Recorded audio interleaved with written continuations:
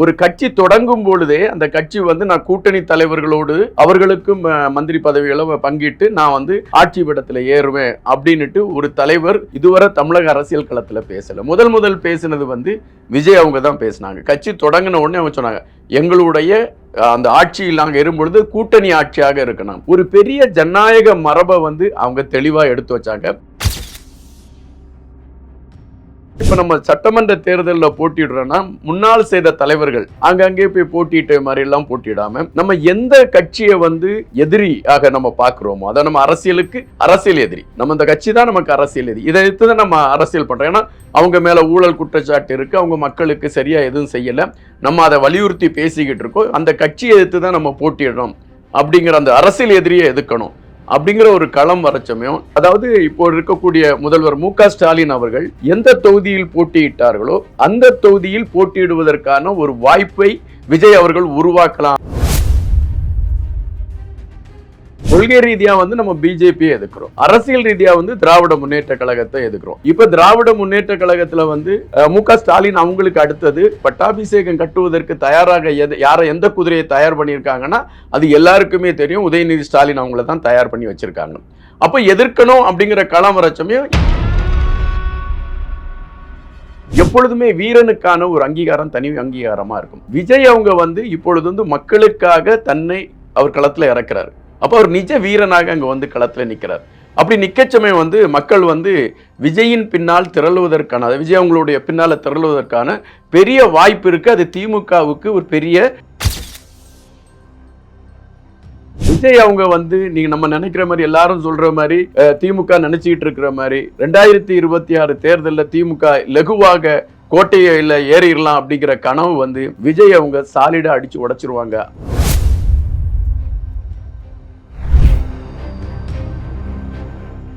TN media நேயர்களுக்கு வணக்கம். இன்று நம்முடன் நேர்காணலுக்காக அரசியல் விமர்சகர் இன்பா அவர்கள் இணைந்திருக்காங்க. வணக்கம் சார். வணக்கம் சார். தமிழக வெற்றி கழகத்துல இப்பதான் படிப்படியா வளர்ந்துட்டு வராங்கன்னே சொல்லலாம். அடுத்த கட்ட நடவடிக்கை என்ன பண்ணிட்டு இருக்காங்கன்னா, என்ன சின்னம் எடுக்கலாம் அப்படின்ற சுச்சுவேஷன்ல தான் இப்ப தமிழக வெற்றி கழகம் இருக்கிறாங்க. ஆனா மக்கள் மத்தியில ஒரு கேள்வியாகவே இருக்கு. நேற்று நடந்த அந்த கல்வி விருது விழாவில் நிறைய பேருக்கு ஒரு கேள்வியாவே இருந்துச்சு. மைக்க வாங்கி கூட பேசினாங்க, நீங்க வந்து எங்க தொகுதியில போட்டியிடுங்க அப்படின்ற மாதிரி. விஜய் அவர்கள் போட்டியிட இருந்தா எந்த தொகுதியில போட்டிடுவார் சார்? யாரை எதிர்த்து போட்டிடுவார்? அதாவது நீங்க ஆரம்பிச்ச கேள்வியில வந்து 2-3 விளக்கங்கள் சொல்ல வேண்டியிருக்கு. ஒன்று பார்த்தீங்கன்னா, விஜய் அவங்களுடைய கட்சி இப்போதான் ஆரம்பிச்சிருக்கு, கட்டமைப்புகள்லாம் இன்னும் சரிவர கட்டி அமைக்கப்படல, அதுக்குள்ள போய் தேர்தல் சின்னம் வர இன்னும் ரெடி ஆகலை, அதுக்குள்ள வேட்பாளர் தேர்வுக்கெல்லாம் போயிட்டாங்க, எந்தெந்த தொகுதியில் யார் யார் நிற்கிறா அப்படிங்கிறதெல்லாம் போட்டுலாம் மாறிக்கிட்டு இருக்கு. இது ஏதோ ஒரு, அதாவது தொடக்கமே சரியில்லாமல் தொடங்கின மாதிரி இருக்குது அப்படிங்கிற மாதிரி தான் உங்களுடைய கேள்வி இருக்குது. ஆனால் உண்மையிலேயே அப்படி இல்லை. நீங்கள் பார்த்தீங்கன்னா விஜய் அவங்களுடைய அந்த கட்சி நிர்வாகிகள் இரவு பகல் பாராது உழைச்சிக்கிட்டு இருக்கிறாங்க. அதாவது எப்படி பார்த்தீங்கன்னா, ஒரு போருக்கு போகிறதுக்கு முன்னே அந்த தளவாடங்கள் எல்லாம் ரெடி பண்ணுவாங்க. நீங்கள் பண்டைய காலத்தில் பார்த்தீங்கன்னா, மன்னர் ஆட்சி காலத்துலலாம் போருக்கு போகிறதுக்கு முன்னால் அதுக்கு முன்னால் தளவாடங்கள் எல்லாம் ரெடி பண்ணுவாங்க. ஏறக்குறைய அந்த பணி தான் அவங்க செஞ்சுக்கிட்டு இருக்கிறாங்க. மாவட்டம் வாரியாக, பூத்து வாரியாக அனைத்து இடங்கள்லையுமே அதற்கான ஆட்களை அவங்க நியமிச்சிட்டாங்க. அதை அவங்க பெரிய விளம்பரப்படுத்தலை, அது ஒன்று தான் நம்ம வந்து பார்க்க வேண்டிய. அவங்க பெருசாக அதை விளம்பரப்படுத்தலை. அவங்களுடைய பணி என்னன்னா, நம்மளுடைய செயல்பாடுகளை தெளிவாக செஞ்சுட்டு போயிட்டுருப்போம் அப்படிங்கிறதுல மிக தெளிவாக அவங்க போயிட்டுருக்காங்க. அதே மாதிரி ஒரு வேட்பாளர், அதாவது ஒரு தலைமையேற்று நடத்தக்கூடிய ஒரு வேட்பாளர் ஒரு தொகுதி தேர்ந்தெடுக்கிறதுல வந்து எப்போவுமே ரொம்ப தெளிவாக இருப்பாங்க. இப்போ பார்த்தீங்கன்னா, ஜெயலலிதா, கருணாநிதி அவங்க 2 பேரையும் எடுத்துக்கிட்டிங்கன்னா, ஜெயலலிதா அவங்க வந்து தென் மாவட்டங்களில் நின்னா, கருணாநிதி அவங்க வந்து வட மாவட்டங்களில் நிற்பாங்க. இது வந்து எல்லா முதலமைச்சர்களும் இப்படி அந்த தேர்தல் களத்தில் எதிர்கட்சிகளும் ஆளுங்கட்சியும் போட்டியிடும் பொழுது இப்படி தான் மாறி மாறி நிற்கிறத நம்ம பார்த்துருக்கோம். ஆனால் எப்பொழுதுமே அந்த தலைவர்கள் வந்து நமக்கு எங்கே செல்வாக்கு இருக்குது, அந்த செல்வாக்கு இருக்க இடத்துல நம்ம போட்டியிட்டால் சிறப்பாக இருக்கும் அப்படிங்கிறத அவங்க அதை ரொம்ப அதை நுண்ணியமாக அதை கணக்கிட்டு அவங்க தேர்ந்தெடுப்பாங்க. இது நம்ம நடைமுறையில் பார்த்துக்கிட்டு இருக்குது. ஆனால் இப்போ நமக்கு வந்துக்கிட்டு இருக்க செய்தி பார்த்தீங்கன்னா, இது வந்து நம்ம அரசியல் விமர்சகர்கள், நம்ம தெரிஞ்சவங்க, இவங்க சொல்லக்கூடிய செய்திகளை பார்த்தீங்கன்னா, அந்த வேட்பாளர் தேர்வு இப்போ நடந்துகிட்டு இருக்கு. ஆதவ் அர்ஜுனா அவங்க, ஜான் அவங்க மற்றும் ராஜ்மோகன், புசி ஆனந்த் அவங்க, இவங்க எல்லாருமே உட்கார்ந்து அதற்கான களத்தை அவங்க தயார் பண்ணிட்டு இருக்காங்க அப்படிங்கிற செய்திகள் பரவலாகவே எல்லா ஊடகங்களிலும் அது வந்துகிட்டு இருக்கு. இது நமக்கும் பார்த்துக்கிட்டு இருக்கோம். ஆனால் குறிப்பிட்ட ஒரு 2-3 தொகுதிகளில் அந்த வேட்பாளரை மையப்படுத்தி எந்த பேச்சுவார்த்தையும் இல்லை. இந்த யாரு போட்டியிடுறா அப்படிங்கிறது வந்து கேள்விக்கலைகளா இருக்கு அப்படிங்கிற ஒரு டாக்கும் வெளியே அப்படி பரவலாகவே பேசப்பட்டுக்கிட்டு இருக்கு. இது நீங்க ஒருவேளை இது உங்களுக்கு இது புதுசா அந்த இடத்துல இருக்கலாம், பட் இது பரவலா வெளியே அந்த செய்தி வந்துட்டு இருக்கு. நேற்று மேடையில் பேசினவங்க எல்லாருமே விஜய் அவங்க வந்து எங்க தொகுதியில நிக்கணும், விஜய் அவங்க எங்க தொகுதியில நிக்கணும் அப்படிங்கிறது ஒரு அன்பின் வெளிப்பாடு. ஆனா அவங்களுக்கு கள நிலவரங்கள் எப்படி அப்படிங்கிறதெல்லாம் தெரியாது, ஒரு அன்பின் வெளிப்பாடு. ஆனா திமுகவை பொறுத்த மட்டும் அவங்க என்ன நினைச்சுக்கிட்டு இருப்பாங்கன்னா, விஜய் அவங்களுடைய கட்சி மிஞ்சி போனா ஒரு 5-7% வாக்குகள் பெறலாம் அப்படிங்கிற ஒரு கணக்கீடு தான். ஏன்னா இப்போ அவருக்கு கருத்து கணிப்புகளை வச்சு அவங்க நினைச்சுக்கிட்டு இருக்கிறது அப்படி.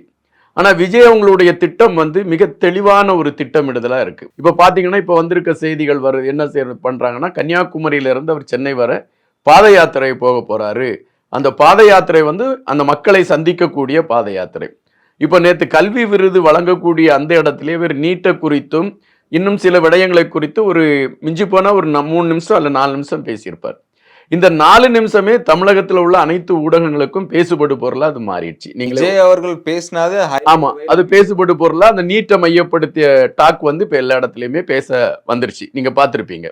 அப்படிப்பட்ட சூழல்ல அவர் கன்னியாகுமரியில இருந்து சென்னை வரை பாத யாத்திரை நடந்து வராருன்னா அது எவ்வளவு பெரிய மாற்றத்தை உருவாக்கும் அப்படிங்கிறத நீங்க கணிக்கணும். நான் முன்பு பேசின காணொலியில கூட தெளிவா குறிப்பிட்டிருந்தேன். ஒரு மௌன அலை வீசிக்கிட்டு இருக்கு வந்து அது வந்து சுனாமி அலையா வீசுது.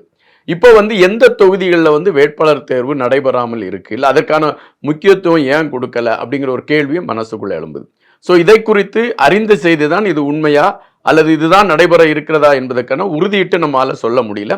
ஆனா நமக்கு வந்திருக்கக்கூடிய செய்தி என்னன்னா, எல்லா அரசியல் கட்சி தலைவர்களும் தங்களுக்கு பலமான தொகுதி எது அப்படின்னு நினைச்சு அங்க போட்டியிடுறாங்க.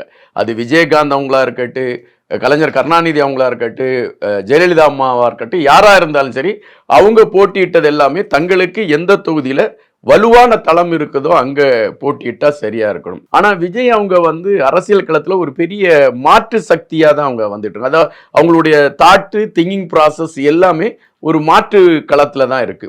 ஒரு கட்சி தொடங்கும் பொழுதே அந்த கட்சி வந்து நான் கூட்டணி தலைவர்களோடு அவர்களுக்கும் மந்திரி பதவிகளை பங்கிட்டு நான் வந்து ஆட்சி படத்துல ஏறுவேன் அப்படின்னுட்டு ஒரு தலைவர் இதுவரை தமிழக அரசியல் களத்துல பேசல. முதல் பேசினது வந்து விஜய் அவங்க தான் பேசினாங்க. கட்சி தொடங்கின உடனே அவங்க சொன்னாங்க, எங்களுடைய அந்த ஆட்சியில் நாங்கள் இருக்கும்பொழுது கூட்டணி ஆட்சியாக இருக்கணும். ஒரு பெரிய ஜனநாயக மரபை வந்து அவங்க தெளிவா எடுத்து வச்சாங்க. இது அரசியல் சார்ந்தவங்களுக்கு மிக தெளிவா தெரியும். அதுபோல இப்ப நம்ம சட்டமன்ற தேர்தலில் போட்டிடுறோம்னா முன்னாள் செய்த தலைவர்கள் அங்கங்கே போய் போட்டிட்ட மாதிரி எல்லாம் போட்டிடாம நம்ம எந்த கட்சியை வந்து எதிரியாக நம்ம பார்க்கிறோமோ அதை நம்ம அரசியல் எதிரி நம்ம இந்த கட்சி தான் நமக்கு அரசியல் எதிரி, இதை எடுத்து தான் நம்ம அரசியல் பண்றோம். ஏன்னா அவங்க மேல ஊழல் குற்றச்சாட்டு இருக்கு, அவங்க மக்களுக்கு சரியா எதுவும் செய்யல, நம்ம அதை வலியுறுத்தி பேசிக்கிட்டு இருக்கோம். அந்த கட்சியை எடுத்து தான் நம்ம போட்டியிடணும் அப்படிங்கிற அந்த அரசியல் எதிரியை எதுக்கணும் அப்படிங்கிற ஒரு களம் வரச்சமயம் என்னை பொறுத்த மட்டில் இதனுடைய கணிப்பு வெளியே வந்திருக்கக்கூடிய செய்திகளும் ஏறக்குறைய என்னுடைய கணிப்பை ஒத்த செய்திகளாக இருக்கிறதுனால அதை அழுத்தமா பதிவிடுறேன். அதாவது இப்போ இருக்கக்கூடிய முதல்வர் மு.க. ஸ்டாலின் அவர்கள் எந்த தொகுதியில் போட்டியிட்டார்களோ அந்த தொகுதியில் போட்டியிடுவதற்கான ஒரு வாய்ப்பை விஜய் அவர்கள் உருவாக்கலாம் அப்படிங்கிறதான் என்னுடைய கணிப்பா இருக்கு. காரணம், நேருக்கு நேர் நான் மோதுறேன். அதான் நான் மக்களுடைய சக்தியை வச்சு மக்கள் எனக்கு வாக்களிக்கிறாங்க, நான் மக்களுக்காக வந்திருக்கேன், அந்த மக்களுடைய களம் என்னை சார்ந்து இருக்கிறது, நான் நேரடியாக போட்டிடுறேன். நீங்க ஆளுங்கட்சி, உங்கள்கிட்ட பதவி பலம் இருக்கு, உங்கள்கிட்ட அதிகார பலம் இருக்கு, இவை அனைத்தும் இருந்தாலும் நான் மக்கள் பலத்தை வச்சு உங்கள நேருக்கு நேர் போட்டிடுறேன். அப்ப தெரியும் நான் யாரு நீங்க யாருங்கிறது அப்ப தெரியுங்கிற ஒரு நிலைப்பாடு எடுக்கலாம் அப்படிங்கிற ஒரு பேச்சு இருக்கு. ஒருவேளை விஜய் அவங்க வந்து அப்படி மு.க. ஸ்டாலின் அவங்களை எதிர்த்து போட்டியிடக்கூடிய ஒரு களத்தையோ அல்லது உதயநிதி ஸ்டாலின் அவங்களை எதிர்த்து போட்டியிடக்கூடிய ஒரு களத்தையோ எடுத்தார்னா நீங்களே சிந்திச்சு பாருங்க, தமிழகத்துல வந்து ஒரு மாதிரி அதிர்வலைகள் ஏற்பட்டுரும். காரணம், தனித்து போட்டியிடுவோம் அப்படின்னு சொல்லிட்டு நிறைய கட்சிகள் களத்துல நிக்குது. அதான் தமிழகம் முழுதும் பாத்தீங்கன்னா இப்போ உதயநிதி அவர்களை எதிர்த்து தான் விஜய் அவர்கள் களத்துல இறங்கினாருன்னே சொல்லப்படுது. ஆனா நீங்க சொல்றது பாத்தீங்கன்னா ஸ்டாலினை எதிர்த்து தான் அவரோட குறிக்கோளே இருக்குன்ற மாதிரி சொல்லுவாங்க. இல்ல, நான் அப்படி சொல்ல வரல. அவருடைய தெளிவான அறிவிப்பு என்னன்னா, நம்மளுடைய அரசியல் எதிரி வந்து திராவிட முன்னேற்ற கழகம். தனிப்பட்ட எந்த நபரையும் அவர் குறிப்பிட்டு இவங்களை நான் எதிர்த்து போட்டிடுறேன், இவங்களை நான் எதிர்த்து போட்டிடுறேன்னு சொல்ல. அவருடைய அதாவது இந்த கட்சியோட கோட்பாடுன்னு அவர் குறிப்பிட்டிருக்க வந்து கொள்கை ரீதியா வந்து நம்ம பிஜேபியை எதிர்க்கிறோம், அரசியல் ரீதியா வந்து திராவிட முன்னேற்ற கழகத்தை எதிர்க்கிறோம். இப்ப திராவிட முன்னேற்ற கழகத்துல வந்து மு.க. ஸ்டாலின் அவங்களுக்கு அடுத்தது பட்டாபிஷேகம் கட்டுவதற்கு தயாராக யாரை எந்த குதிரையை தயார் பண்ணியிருக்காங்கன்னா அது எல்லாருக்குமே தெரியும். உதயநிதி ஸ்டாலின் அவங்கள தான் தயார் பண்ணி வச்சிருக்காங்க. அப்ப எதிர்க்கணும் அப்படிங்கிற களம் வர சமயம் அந்த உதயநிதி ஸ்டாலின் அவங்கள எதிர்க்கணும், அல்லது அவங்கள மு.க. ஸ்டாலின் அவங்கள எதிர்க்கணும். இந்த 2 பேரும் தான் அங்க பெரும் தலைகள். ஸோ இவங்க 2 பேர்ல யாரை எதிர்க்கணுங்கிறது தான் அந்த கேள்வியாக இருக்கு. அப்படி ஒரு எதிர்ப்பான ஒரு சூழலோடு அரசியல் களத்துல விஜய் அவங்க இறங்கிட்டாங்கன்னா அது எவ்வளவு பெரிய அதிர்வலைகளை ஏற்படுத்தும்னா, இப்ப நிறைய பேர் தனிச்சு நிக்கிறோம், நாங்க வந்து தமிழக மக்களுடைய உரிமைக்காக தனித்து நின்று போராடுகிறோம், நாங்க எந்த கட்சியோட கூட்டணி இல்லை அப்படியெல்லாம் சொல்லிக்கிட்டு இருக்கவங்க யாராவது தேர்தல் களத்துல அந்த தலைவர்கள் நின்றுருக்காங்கன்னா இல்ல, தொண்டர்களை இறக்கி விட்டுருக்காங்க. தொண்டர்களுக்கு பணங்கள் இல்லாம கஷ்டப்பட்டு எடுத்து அவங்களுடைய பயணத்தையே வெறுத்து போய் நிக்கிறாங்க இந்த சின்ன சின்ன இதர கட்சிகள். ஆனா விஜய் அவங்க வந்து துணிஞ்சு நான் இப்ப எதிர்த்து நிக்கிறேன் அப்படிங்கிற சமயம் ஒரு மாதிரிப்பட்ட கட்சிகள்லாம் விஜயோட அந்த தைரியமான அந்த போர்க்குணத்தை பார்த்து அது அவருக்கு பின்னால திரளைக்கான வாய்ப்பு இருக்கு. இன்னொன்னு எப்போ பார்த்தீங்கன்னா தமிழக அரசியல் களத்துல நீங்க பார்த்தீங்கன்னா தமிழக மக்களை பொறுத்த மட்டும் நீங்க அதாவது பழைய காலத்திலேருந்தே நீங்க புரட்டி பார்த்தீங்கன்னா அது சினிமா துறையா இருக்கட்டும் அரசியல் களமாக இருக்கட்டும், வீரராக யாரை காட்டுகிறார்களோ அவங்கள தான் மக்கள் வந்து ஒரு பெரிய ஹீரோவா எதிர்ப்பாங்க, அதை எதிர்பார்த்து அவங்களுக்கு வழி கொடுப்பாங்க. எம்ஜிஆர் அவங்கள வந்து தமிழக அரசியல் களத்துல வந்து ஒரு பெரிய சக்தியை ஏற்றுக்கிட்டு காரணம் அவங்க திரைப்படத்துல காட்டின அந்த வீர தீர செயல்கள். அதே திரைப்படங்கள்ல வந்து சிவாஜி அவங்க வந்து ஒரு குடும்ப பாங்கான அப்படிங்கிற ஒரு இது வந்த சமயம் தமிழக மக்கள் வந்து நம்மளுடைய குடும்பத்தோடு பயணிக்கக்கூடிய ஒரு அண்ணன் ஒரு தம்பி அப்படிங்கிற உறவோடு சிவாஜி அவங்கள வச்சுக்கிட்டாங்க. எம்ஜிஆர் அவங்கள வந்து நம்மளை காப்பாற்றுவதற்காகவே இறை படைக்கப்பட்ட ஒரு மனிதருங்கிற ஒரு தேடல் அது உருவாக்கிச்சு. இதுதான் நம்ம தமிழக மக்களுடைய மனநிலை. எப்பொழுதுமே வீரனுக்கான ஒரு அங்கீகாரம் தனி அங்கீகாரமா இருக்கும். விஜய் அவங்க வந்து இப்பொழுது வந்து மக்களுக்காக தன்னை அவர் களத்துல இறக்குறாரு. அப்போ அவர் நிஜ வீரனாக அங்க வந்து களத்துல நிற்கிறார். அப்படி நிக்கச்சமயம் வந்து மக்கள் வந்து விஜயின் பின்னால் திரளுவதற்கான விஜய் அவங்களுடைய பின்னால திரளுவதற்கான பெரிய வாய்ப்பு இருக்கு. அது திமுகவுக்கு ஒரு பெரிய பின்னடைவா இருக்கு. அதனாலதான் திமுக வந்து ரொம்ப அச்சப்பட்டு விஜய் அவங்க எது பேசினாலும் திமுக உடனடியாக அது பதறதுக்கான காரணம் இதான். இப்போ ஒரு கட்சி வருது, அந்த கட்சி கூட்டம் நடத்துறாங்க, ஏதோ நடத்துறாங்க, ஒரு ஆளுங்கட்சிக்கு தைரியம் இருக்கும், நம்ம எப்படியுமே நம்மகிட்ட எல்லாமே வசதி இருக்குன்னு. இந்த கட்சி கூட்டம் நடத்துறதுக்கும் எதுக்குமே தடை விதித்துக்கிட்டே நீங்க இருக்கீங்கன்னா அப்ப அந்த கட்சிக்கு மேல உங்களுக்கு ஒரு பயம் இருக்கு அப்படின்னு தான் நீங்க இதை பதிவு பண்ணிக்கணும். விஜய் அவங்க வந்து நீங்க நம்ம நினைக்கிற மாதிரி எல்லாரும் சொல்ற மாதிரி திமுக நினைச்சுக்கிட்டு இருக்கிற மாதிரி 2026 தேர்தலில் திமுக லகுவாக கோட்டையில ஏறிடலாம் அப்படிங்கிற கனவு வந்து விஜய் அவங்க சாலிடா அடிச்சு உடைச்சிருவாங்க அப்படிங்கறதுதான் பதிவு. நீங்க வேணா காத்திருந்து பாருங்க, பெரிய அரசியல் மாற்றத்தை விஜய் அவங்களுடைய பிரச்சாரங்களும் விஜய் அவங்களுடைய அந்த பாத யாத்திரைகளும் ஏற்படுத்தும் என்பதுதான் நிஜம். இல்ல சார், நீங்க பேசும்போது இந்த கன்னியாகுமரியில நடைப்பயணம் போறாரு அப்படின்ற மாதிரி சொல்லியிருந்தீங்க. ஆனா அவரோட அடுத்த மாநாடு மதுரை அப்படின்ற மாதிரி தான் நிறைய விஷயங்கள் எல்லாருமே சொல்லப்பட்டது. அதை நோக்கி தான் திமுகவும் நாளைக்கு வந்து பொதுக்குழுவை மதுரையில் நடத்துறாங்க. இது எப்படி நம்ம எடுத்துக்கலாம்? நான் வந்து திமுக வந்து இப்ப அவங்களுக்கு எந்த கட்சி மேலேயும் அவங்களுக்கு பயம் இல்லை, அதிமுக மேல அவங்களுக்கு பயம் இல்லை. காரணம் அதிமுகவை பொறுத்த மட்டில் அவங்கள எடப்பாடி பழனிசாமி அவங்கள தான் லீடிங் ரோலா காட்டுறாங்க. அப்படி காட்ட சமயம் வந்து அதுக்குள்ளேயே நிறைய குழப்பங்கள். ஓபிஎஸ் அவங்க தனியாக ஒரு டிராவல் எடுக்கிறாங்க, சசிகலா நடராஜன் அவங்க தனித்து இருக்கிறாங்க, டிவி தினகரன் அவருங்க ஒரு தனியாக ஒரு களத்தில் நிற்கிறாங்க. இப்படி அதில் ஒரு பெரிய குழப்பங்கள் அங்கே இருந்துகிட்டு இருக்கு. ஸோ அதிமுகவை பொறுத்த மட்டும் அவங்களுக்கு தொண்டர்கள் இருக்காங்க, அதெல்லாம் மாற்று கருத்தில் இந்த இரட்டை இலை சின்னத்திற்கு வாக்களிக்கக்கூடிய களங்கள்லாம் இருக்கு. ஆனால் அந்த அதிமுக ஏற்படுத்தாத தாக்கத்தை இன்னைக்கு திமுகவா விஜய் அவங்களுடைய கட்சியாங்கிற ஒரு ட்ரெண்டு இப்போ உருவாயிடுச்சு. இதுல வந்து விஜய் அவங்க வந்து கொஞ்சம் கொஞ்சமா தன்னுடைய களத்தை அமைச்சு வந்துகிட்டு இருக்கிறாங்க. நீங்க பாத்தீங்கன்னா இப்போ ஒரு கல்வி விருது வழங்குற விழா தான் அது. அதுல வந்து ஒரு கட்சி தலைவர்னா எவ்வளவு நேரம் பேசுவாங்க? ஒரு 45 நிமிஷம் 50 நிமிஷம் பேசுவாங்க. பேசி என்ன இல்லாமோ அவங்க நாங்க அதை செஞ்சோம் இதை செஞ்சோம் அப்படி இப்படின்னு நிறைய பேசுவாங்க. விஜய் அவங்க 4 நிமிஷம் தான் பேசினாங்க.